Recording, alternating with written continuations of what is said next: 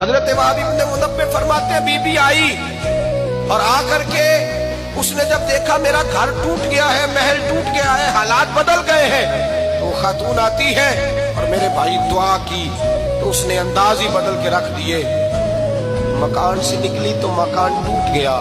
اور فرماتے واپس آئی تو ہاتھ پھیلا کے پتہ کیا کہتی ہے؟ کہتی اے اللہ میں تو موجود نہیں تھی، بتا تو کہاں گیا تھا؟ تو بھی موجود نہیں تھا، میں تو نہیں تھی، پر تو کہاں تھا؟ بس رب کریم نے حضرت جبریل کو حکم دیا، فرمایا یہ بستی الٹ دو، ساری تباہ کر دو، یہ لوگ نہیں رہنے چاہیے، جو ظلم تو سہتے ہیں بغاوت نہیں کرتے، نہیں رہنے چاہیے۔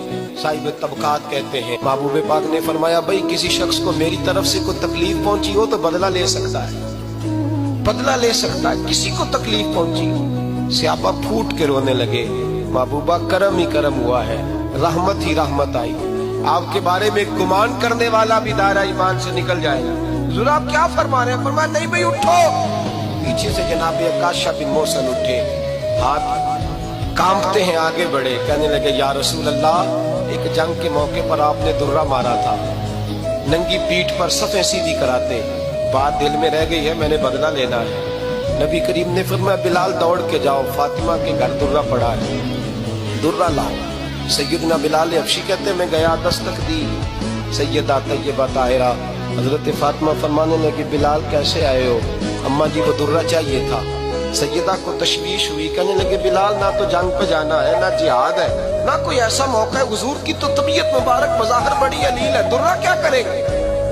حضرت بلال عرض کرنے لگے اماں جی ایک صحابی بدلہ لینے لگے ہیں، صاحب طبقات نے جملے لکھے ہیں، کہتے ہیں بی بی صاحبہ نے درہ بھی دیا اور امام حسن حسین کو بھی باہر نکالا۔ فرمانے لگی عکاشہ سے کہنا 100 درے مارے، ان دو شہزادوں کے جسم پر نبی پاک کے قریب نہ جائے، میں نے 2 بچے پیدا ہی اپنے محبوب پر قربان کرنے کے لیے کیے، ان کو لے جائے۔ حضرت بلال کہتے ہیں میں 2 شہزادے لے کے آیا، اور جب دروازے میں میں لے کے پہنچا تو نبی پاک نے دیکھا تو آنکھوں میں آنسو آ گئے، فرمایا ان کو بٹھا دو، مجھے پتا ہے فاطمہ نے کیا کہہ کے بھیجا ہے۔ حضرت سیدنا بلال فرماتے ہیں درہ میں نے جناب عکاشہ کو دیا، حضرت عکاشہ درہ لے کے آگے جو بڑھے تو حضرت ابوبکر صدیق نے ان کے پیروں پہ ہاتھ رکھا، فرمایا عکاشہ میری طرف آ یا مجھے مار درے، نبی پاک کے قریب نہ جا۔ مصطفیٰ کریم نے فرمایا ابوبکر تو ہٹ جا، اسے آنے دے۔